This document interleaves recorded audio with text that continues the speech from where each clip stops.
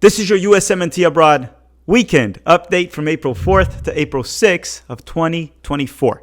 Hi, if you're new here, I'm Filippo, and welcome to Tactical Manager TV, and welcome to the US Men's National Team Abroad series, where every single Monday we update you on how the Yanks did abroad over the weekend. Now listen, life ain't always fair. Some dudes are just born with aura, and others without it, or with a crappy aura, like myself. Look at me. I have the aura of a toxic South American soccer fan that takes it too far, but not far enough. But then we also have the extreme opposites. Look at this. Greg Berhalter has the aura of a, sleepy basset hound or a substitute PE teacher. And then you have a guy like Renard that has the aura of a James Bond villain, or, that old school actor that every single mom is in love with. And you may be wondering right now, why am I even saying this? Why am I even bringing this up? And well, it looks like South Korea is looking into signing Renard as their new coach after they fired Jurgen Klinsmann. And I'm still trying to get over the fact that the U.S. Soccer Federation didn't hire Renard, or from what I know, or from my understanding, they didn't even try. I don't know. It feels like our federation probably has more money than Korea or their federation. And with the 2026 World Cup around the corner, our head coaching job is far more attractive. With that said, let me know in the comment section down below who has more or who has a better aura. Greg Berhalter, tactical manager, or Renard. And then make sure to hit the like button in the process, just because it'll help me recover from the fact that me and Greg Berhalter are about to get crushed in the comment section by Renard and his good looks. Or shall I say, his aura. Okay, let's begin the recap.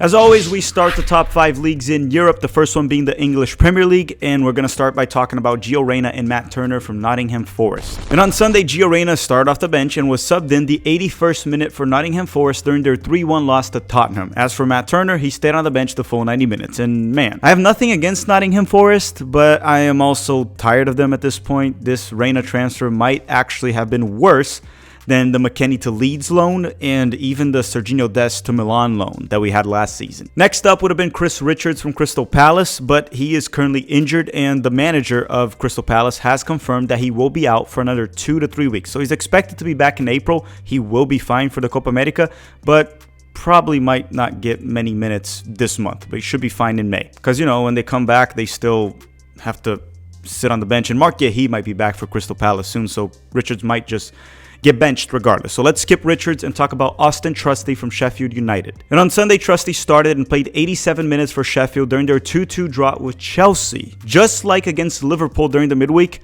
he was playing as a very defensive left back, which, usually left backs are very defensive, but it just comes to show that he can play as a center back and as a left back at a high level if needed. After Trusty, we have A-Rob and Tim Ream from Fulham. And on Saturday, Robinson started and played the full 90 minutes for Fulham during their 1-0 loss to Newcastle. As for Tim Ream, he stayed on the bench the full 90 minutes. Last but not least in England, we have Tyler Adams from Bournemouth, and I have bad news. It's not overly bad. Let's just talk about it, and I'll explain. And on Saturday, Tyler Adams did not make the bench for Bournemouth due to back spasms, and he just came back from a 12-month injury. Minor setbacks like this can happen, or honestly expected to happen, and based on the reports, he should be fine. This shouldn't be an issue. I just don't think we should be concerned about it, but he probably should have played less minutes last weekend instead of playing the full 90 minutes that Bournemouth had in play. Just saying, maybe they should tone his minutes down a little bit, be careful of Tyler. We kind of need him during the summer. I know Bournemouth and the Brits don't care, but we care, right? We care, the US Men's National Team fans. Okay, let's leave England, go to Italy, and talk about the Americans that play in the Serie A. The first two being Christian Pulisic and Yunus Musah from Milan. And on Saturday, Pulisic started and played 62 minutes for Milan during their 3-0 win over Lecce in the Serie A. As for Yunus Musah, he started off the bench and was subbed in for Christian Pulisic around minute 62. With that said, how did the Americans do? Well, Christian Pulisic was really good. He played as a 10, a central attacking midfielder with Chukwueze on the right wing, which is normally the position Christian Pulisic plays, and Rafael Leão on the left wing. Pulisic scored a golazo with his left foot from outside of the box to give Milan the lead. And I saw some people say that ball might have had a slight deflection, which might be true. I watched the replay and I couldn't really see it. Regardless, it was a beauty of a goal with his weak foot, which at this point, I'm just going to say Christian Pulisic doesn't really have a weak foot. He scored enough goals with his left foot to, sure, we can say that his right foot is the better foot, but he doesn't really have a weak foot. So he just scored with his left foot. That's all. Moments after the goal, he also almost scored off a header. Along with that, he looked sharp on the ball, great dribbling, combination play. He was just subbed out early to get some rest because Milan has a massive match during the midweek. They have the Europa League knockout round against Roma. As for Yunus Musa, he did fine. He played his role. He sort of struggled in the final third, but he was also sent in the match when Milan already had a 3-0 lead while playing man up. Musa did fine. But listen, before we move on to the other players that play in the Serie A, McKennie and Timothy Weah, I do want to say one thing, because I watched Chelsea play against Manchester United during the midweek when they won, and I watched their Sheffield match as well, and this Chelsea team is honestly not really good. And it's just crazy to me how poorly managed Christian Pulisic was during his time with Chelsea. Look at their team right now. He would start over anyone up top not named Cole Palmer. They sold him for 20 million euros, and he's literally better than Raheem Sterling, Mudryk, Conor Gallagher, that for some reason plays as a 10 for them at times. And it seems like Nkunku is actually having more injuries than Pulisic in previous years. Pulisic currently has 10 goals and 6 assists in the Serie A, which is more than any Chelsea player, I believe, not named Cole Palmer. And listen, English Premier League OnlyFans. And by OnlyFans, I don't mean the content creators that post naked content. That's not what I'm talking about. I'm talking about the people that only watch the Premier League. I agree with you that the Premier League is a stronger league, a tougher league than the Serie A. But the gap is also not as big as most Prem fans think it is. Is the Premier League better? Yes, but I'll give you an example. The Chelsea team right now that we have this season is absolutely not better than the Milan team. Just one example. Now, obviously, Milan sits in second place in the Serie A, while Chelsea is a mid-table team. My point is using the league Pulisic plays to downplay his accomplishment just doesn't work. He's playing in one of the best leagues in the world. Is it the Premier League? No, it's also not that much lower. All right? Now let's move on to Weston McKennie and Tim Weah. And on Sunday, Weston McKennie started and played the full 90 minutes for Juventus during their 1-0 win over Fiorentina. Tim Weah stayed on the bench the full 90 minutes. Let's start by saying that McKennie had a great performance, but each half was quite different. In the first half, he was highly involved in the offense. He had a goal that was disallowed due to being offsides, and he also had an assist that was disallowed also due to being offsides. The assist was actually a header, which we all know that he is an aerial threat for any team that he plays for, but he headed the ball to Vlahovic. Unfortunately, an offsides was called, and he didn't get the assist. So Juventus was actually playing very well in the first half. They didn't look much like the soccer terrorist organization that Allegri turned them into. But don't worry, Allegri ball was back during the second half. And McKennie ended up being overly busy on defense, as Allegri was trying to have Juventus hold on to an ugly and lucky 1-0 win. If Allegri ever had to choose between a 1-0 win or a convincing 4-0 victory, he will always go for that ugly 1-0 win. I don't know, man. It's like he's on a goal diet. And this dude thinks that scoring goals will make him fat. I don't know how to explain it. He could have gone for more goals, but he went back to his old ways as always. It's what they say, once a soccer terrorist, always a soccer terrorist. McKennie did his job in the second half, and he even played as a right wing back for a good amount of minutes during that half, almost as a right back at times. Great performance from Weston McKennie, not so great from Juventus. But hey, they got the 3 points. Now, before we continue and go to the Americans that play in Germany in the Bundesliga, a quick word from our sponsor, Underdog Fantasy. Their link is in the description of this video, in case you want to play. And thank you, Underdog Fantasy, for sponsoring Tactical Manager TV. Underdog Fantasy is a fun game to play prior to any soccer match, or basketball, or football as well, but we don't talk about those two in Tactical Manager TV. Sometimes basketball during live watch-alongs. I have been playing Underdog Fantasy for over a year now. You can download the app by using the link on the description of this video, and you can also use the promo code TMTV. And Underdog will be matching your first deposit for up to $100. And in the process, you'll be helping the channel avoid bankruptcy. The game I mainly play is called Pick'em. You just click on it, scroll to the soccer section, and pick a player for a specific match and select the stats that you believe will be lower or higher. It's very easy to play, but be smart about your picks because it's not easy to win. I'll be playing some Underdog Fantasy during some match live streams or match live watch-alongs, so stay tuned for that, as I will be forced to cheer for a player or root against him. Now, I am a professional hater, so I'll probably be rooting for the player's downfall. Once again, don't forget to use the promo code TMTV and use the link on the description of this video. Thank you, Underdog Fantasy, for sponsoring the channel. Next up, we have the Americans that play in Germany in the Bundesliga, and why don't we start with Brendan Aronson from Union Berlin. And on Saturday, Brendan Aronson started and played 79 minutes for Union Berlin during their 1-0 loss to Leverkusen. Next up, we have John Brooks from Hoffenheim.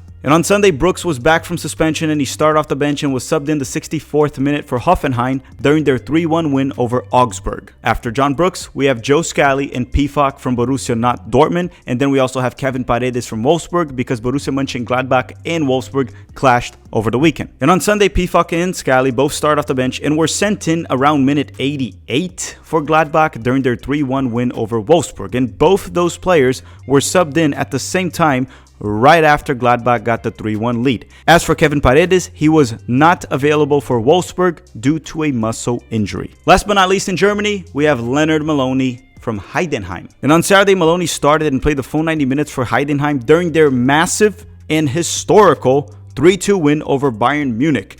And it was incredible. They were down 2-0 and they were able to come back with a 3-2 victory. Watching Thomas Tuchel's downfall at Bayern makes me happy. And I'm not proud of it, but being the professional hater that I am, I had to get that out of my chest. Next up would have been the Americans that play in Spain, in La Liga, Luca de la Torre and Johnny Cardoso, but there were no La Liga matches this weekend because they had the Copa del Rey final. With that said, let's skip Spain and go to France to talk about Florin Balogun from Monaco. And on Sunday, Balogun started off the bench and was subbed in the 73rd minute for Monaco during their 1-0 win over Rennes. And it wasn't a great cameo for Balogun off the bench. He lost the ball every single time pretty much that he tried to blow by an opponent. He had a shot off target. Let's just say it wasn't good, especially when you take into consideration that he had a brace last week and he scored 2 goals off the bench. But then again, this has been Balogun's season. If I had to describe it in just one word, I would just call it inconsistent. And the good news here is he can bounce back next season after he's had a full season with Monaco. And the other good news is that it looks like Monaco might actually qualify to the Champions League, and Balogun will probably still be there. With that said, if you made it this far in the video, just a quick reminder to drop a like in this video right now. It helps the channel a lot. And if you want to join our Patreon, the link is in the description of this video. There's still time to enter the giveaways that we go through and the pickup game that we're going to have here in June at Orlando, Florida, before the US men's national team versus Brazil match. But still in France, we have another American that actually scored this weekend, and his name is Emmanuel Sabi. And on Saturday, Emmanuel Sabi started and played 90 minutes for Le Havre, which almost sounds like the name of a painting, like the Mona Lisa. I mean, it doesn't sound like Mona Lisa, but you get what I'm saying. But anyhow, the game ended 1-1 with Lens, and Sabi scored for Le Havre, the soccer club, not the painting, off a penalty kick. Next on the list, we have the Americans that play in the Eredivisie in the Netherlands, and why don't we start with the 3 that play for PSV? And they are Malik Tillman, Ricardo Pepi, and Serginho Dest. On Saturday, both Dest and Tillman started and played the full 90 minutes for PSV during their 5-1 win over AZ Alkmaar. Ricardo Pepi didn't make the bench, and he was allegedly not fit. I'll talk about that in a second. Malik Tillman got 2 assists. He could have easily had 3, to be honest. He played very well, and he's a very intriguing player with lots of talent, but often struggles against, good opponents, or even when he plays for the US men's national team against weak opponents. Hopefully a move to a tougher league this summer takes his game to the next level, because I find Tillman extremely talented. As for Serginho Dest, he was really good. He had some flashy moments, as always, and also got a great assist at the end of the game where he blew by the opponent down the right flank and found his teammate with a low cross, or pretty much a pass, to assist him. And right now, Serginho Dest has 8 goal contributions in the Eredivisie this season while playing as a fullback, which is the same amount as Lozano that plays as a forward. Now let's quickly talk about Ricardo Pepi. What's going on there? Why didn't he even make the bench? And listen, I'm not going to read the entire quote. We're going to throw it on screen so you can pause the video and read it or just take a screenshot. But essentially, in a very polite way, his agent was complaining about Pepi's playing time this season while sort of respecting Luuk de Jong as well. And essentially saying that if that doesn't change, he might need to seek a move. Is that why Ricardo Pepi didn't make the bench? Probably not. He's probably actually not match fit. But should his agent shut up? Probably. And I honestly don't know how his agent's comments benefit Ricardo Pepi in any way, shape, or form. He can go to the board or to Ernie Stewart and have a private talk about it. But going public about this? How does that help Pepi? It's also not like Pepi's being unfairly treated at PSV. Luuk de Jong is better. Could they give him more minutes? Sure, but still, he's getting the minutes he deserves, in my opinion. But his agent still said what he said. We move. I don't think that's why he didn't make the bench. I don't think that's why he didn't play. He probably is actually not fully fit, but my overall point is his agent probably should not be talking that much publicly. Okay, now let's move on and talk about Paxton Aronson that plays for Vitesse, also in the Eredivisie. And on Sunday, Paxton started and played the full 90 minutes for Vitesse during their 3-0 loss to NEC in the Netherlands. Now let's go back to England and talk about the Americans that play in the second division of England in the EFL Championship. The first one being Josh Sargent from Norwich. And on Saturday, Sargent started and played the full 90 minutes for Norwich during their 1-0 win over Ipswich in the EFL Championship. After that, we have Haji Wright from Coventry that faced Leeds, formerly known as Leeds United States of America, but they no longer hold that name. They got rid of the United States of America ever since we all went through a divorce with Leeds. And on Saturday, Haji Wright started and played 89 minutes for Coventry during their 2-1 win over Leeds. And as a proud patriot that Haji Wright is, he took this game personally. Haji Wright scored Coventry's second goal of the match, and it was an acrobatic goal off a cross. It was sort of like a Ruud van Nistelrooy-like goal. Kids these days might not really know who that is, but if you watch Ruud van Nistelrooy, you're going to get the reference. This was a great win for Coventry and a great win for America. When an American scores, we celebrate. And when Leeds loses, we also celebrate. Next up, we have Ethan Horvath from Cardiff City. And on Saturday, Horvath started and played the full 90 minutes for Cardiff City during their 3-1 loss to Hull City. Still in the United Kingdom, we have an American that plays in Scotland, and his name is Cameron Carter-Vickers from Celtic. And on Sunday, Carter-Vickers started and played the full 90 minutes for Celtic during their 3-3 draw with Rangers in the Old Farm Derby. Man, 3-3, heated derby with an amazing atmosphere. I kind of regret not watching this game.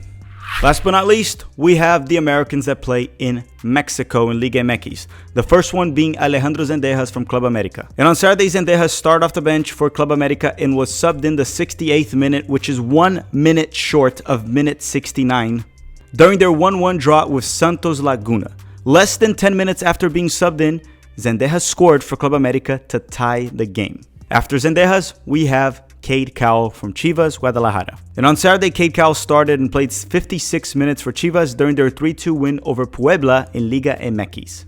Last but not least, we have Brendan Vasquez that plays for Monterrey. And on Saturday, Vasquez started off the bench and was subbed in the 63rd minute for Monterrey during their 2-1 loss to Cruz Azul. Now, keep in mind, Monterrey has a massive game over the midweek against Inter Miami and Messi for the CONCACAF Champions Cup knockout rounds, so they were likely resting Brendan Vasquez as he is a starter for Monterrey for most of their matches. All right, everyone, thank you very much for watching. Hopefully, you enjoyed my aura and you smashed the like button for this video. Thank you everyone that has been joining our Patreon. The link is in the description if you want to join right now. And that's all. Thank you very much for watching and have a great day.